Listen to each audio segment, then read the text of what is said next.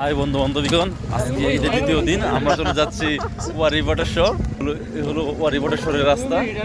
আমরা 2 মিনিটের মধ্যে পৌঁছে যাবো ওয়ারি বটেশ্বর। ওয়ারি বটেশ্বরকে আপনাদেরকে 2500 বছরের ঐতিহাসিক স্থানটা সেটা আমরা পরিদর্শন করে দেখাবো। আমার সাথে আছে শাহাদাতুল্লাহ, সুমন পাঠক। আর মাত্র 100 মিটারের রাস্তা বাকি আছে। 100 মিটার পর আমরা পৌঁছে যাবো সেই ঐতিহাসিক স্থানে। বটেশ্বরের খুব কাছাকাছি আমরা একটা খেলার অনুষ্ঠান দেখতে পাচ্ছি। আর এই হলো এটা ফুটবল টুর্নামেন্ট। কিন্তু সমস্যা হলো এই জায়গায় অনেক মানুষ আমরা দেখছি, আর এখানে অনেকগুলো হুজুর ছিল আর কি। আর এই হুজুরকে দেখেই শাহাদাত সুমন মনে করছে এখানে নাকি মানুষ মারা গেছে, অথচ এখানে যে টুর্নামেন্ট চলতেছে আর কি, এই যে টুর্নামেন্ট চলতেছে। আর আমরা এখন চলে আসছি ওয়ারি বটেশ্বরের একবারে যে গেট মূল ফটকের কাছে। আর 1 মিনিটের মধ্যে আপনাদেরকে আমরা সেটা দেখাবো। এই যে হলো ওয়ারি বটেশ্বরের মূল ফটক। আমরা চলে আসছি মূল ফটকে। এই হলো ওয়ারি বটেশ্বর। এখানে আসলে কি কি আছে সবকিছু লেখা আছে এখানে, ঐতিহাসিক ঘটনা। আর এই হলো মূল গেট। এই যে এটা হলো মূল গেট। এই যে এই হলো ওয়ারি বটেশ্বরের ভিতরের যে জায়গাটা, ভিতরের জায়গাটা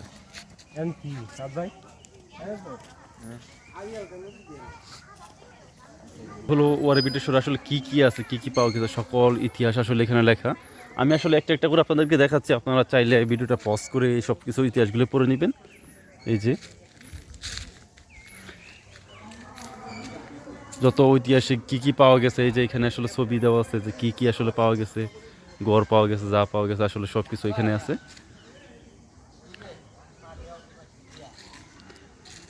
এই যে এখানে একটা মাটির ঘর ছিল। মাটির ঘর বলতে আসলে এটাও মানে ঐতিহাসিক একটা অংশ, যেটা মাটি খুঁড়ে তারপর পাইছে আর কি। আর এখানে আসলে আরও অনেক ইতিহাস ছিল যেগুলি আসলে শ্যাওলাপুরে মুছে গেছে, যে কারণে আপনাদেরকে দেখাতে পারতেছি না। আর এই যে দেখেন এখানে আসলে এটা যখন খুঁড়ে প্রথমবার আবিষ্কার করছিল তখন আসলে দেখার মতো অনেক কিছু ছিল।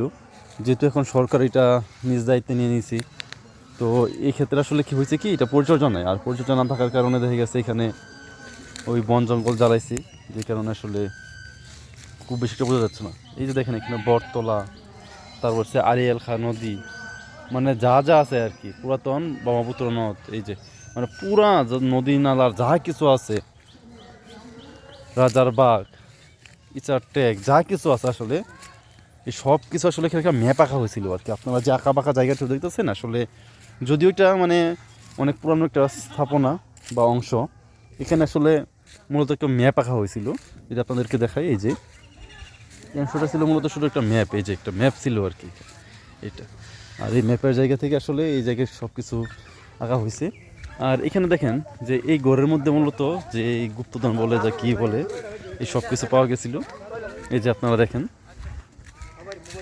এই যে এই হলো ঘর।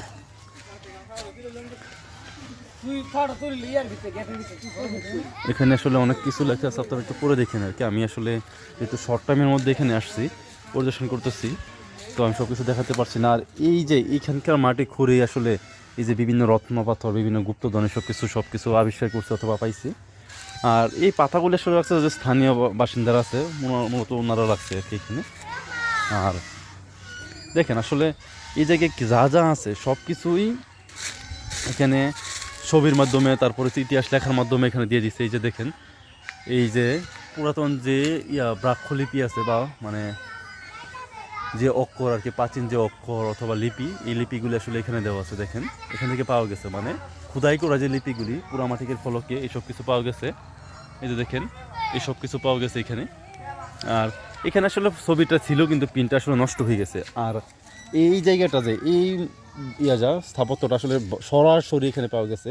আপনারা যে 6, 7 বা 9, 10 যে বইয়ে যে সব নিদর্শনগুলি দেখেন, মূলত এগুলির ছবি দেখেন। এই যে দেখেন আজকে থেকে 2500 বছরের এই যে পোড়ামাটির ফলক, এই যে নিদর্শনগুলি, এই যে নিদর্শনগুলি, এই যে নিদর্শনগুলি, এই যে নিদর্শনগুলি দেখেন। আসলে এইসব দেখে বোঝা যায় আসলে প্রাচীনকালে মানুষ কতটুকু শৌখিন ছিল, কতটুকু বিলাসী ছিল। এই যে এইসব জায়গায় ইতিহাসগুলি লেখা আছে। আর এই যে স্থাপত্যটা এটাও পাওয়া গেছিলো সরাসরি, কিন্তু এই স্থাপত্যটা এখন আসলে নেই আর কি। মানে পাওয়ার পরবর্তী সময়ে আর ধাপে ধাপে ইটগুলি নষ্ট হয়ে গেছে। এই যে দেখেন, এই যে এগুলি সব হচ্ছে কি ঐতিহাসের একটা অংশ। এই যে সব কিছু ঐতিহাসের একটা অংশ, ইতিহাসের। আর এটা হচ্ছে টঙ্গীর টেক, যেটা শিবপুর থানায় অবস্থিত, যশোর ইউনিয়নে অবস্থিত একটা মানে যশোর ইউনিয়ন শিবপুর থানা আর কি, আর নরসিংদী জেলায় অবস্থিত একটা টঙ্গীর টেক। এটা হচ্ছে আরেকটা প্রাচীন নিদর্শন।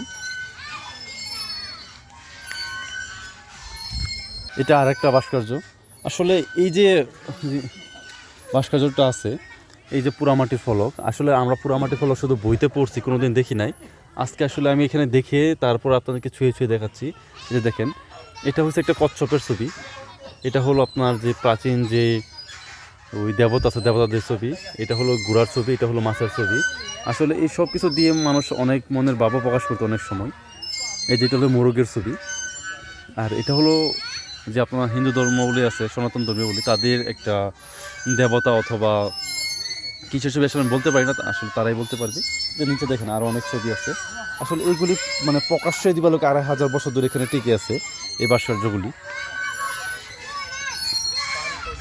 এই যে দেখেন, এখানকার যে যা কিছু আছে সব কিছু আসলে এখানে দেখার মতো করে আসলে সব কিছু সাজিয়ে রাখছে এখানে। এই যে দেখেন,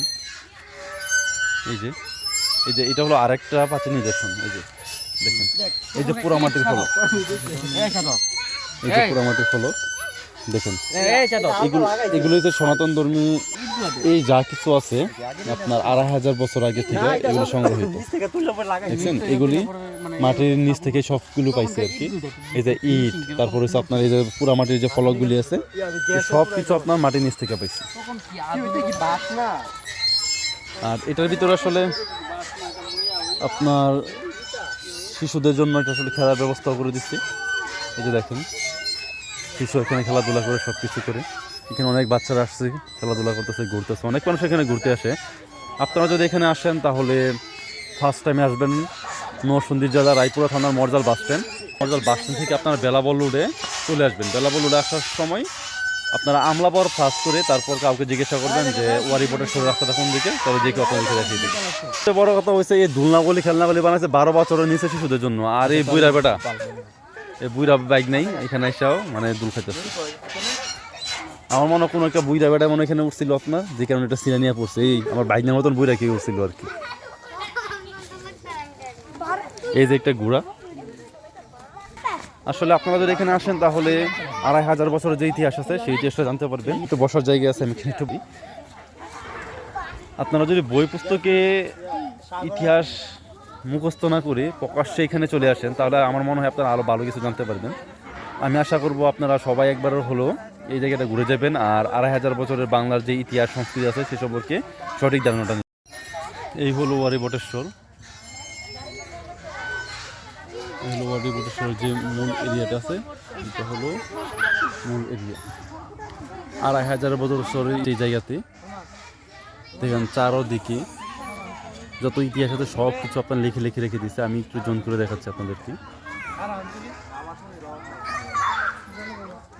আমি এই সকল কিছু আপনাদেরকে একটু পর ধাপে ধাপে ভিডিও করে দেখাবো আপনাদেরকে সব কিছু। এই যে দেখেন, এখানে যত ইতিহাসের যত বিবরণ আছে সব কিছু এখানে দেওয়া আছে।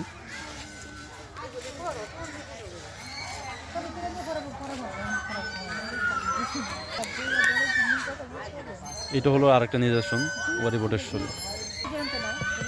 আসলে বই পুস্তকে আমরা যা কিছু দেখেন আসলে এখানে আসছি, আমি একটু অল্প অল্প করে আপনাদেরকে দেখাচ্ছি। সব কিছু পাওয়া গেছে আপনার ওয়ারি বটেশ্বরে। আপনার বই পুস্তকে সব কিছু না দেখে প্রকাশ্যে দিবালোকে এখানে এসে দেখবেন। এই সব কিছু আপনার এই মাটি ঘুরে এখান থেকে পাওয়া গেছে। এই যে আসলে মাটির ভিতরে অবয়ব হিসেবে মানে এই যে ডিজাইনটা আছে এই ডিজাইনটা পাওয়া গেছে। এই ডিজাইনটা পাওয়া গেছে, যদিও ওটা মানে একটু প্লাস্টিকভাবে দিয়ে তৈরি, কিন্তু আসলে মাটির নিচে মূলত এই ধরনের একটা টাক্সচার পাওয়া গেছিলো, যেটা এখানে আপনার ফুটিয়ে তোলা হয়েছে আর কি।